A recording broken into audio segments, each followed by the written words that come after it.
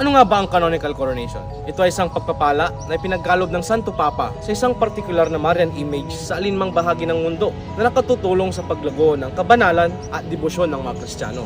Ang Congregation for Divine Worship and Discipline of the Sacraments sa otoridad ng Santo Papa ay nag-uutos na koronahan ng isang Marian image at palamutian ito ng crown at diadems bilang pagkilala sa papel ng imahen sa pagudyog ng debosyon ng mga Kristiyano. Ang pagpuputong ng korona sa isang Marian image ay sumisimbolo sa pagiging reyna ni Maria at ina sa hari ng mga hari at ang ating Panginoong Jesucristo. Is this the first time to happen in Pangasinan? Una nga ba? Actually, hindi. Ang Our Lady of Manaoag, ang unang canonically crowned image sa Pangasinan.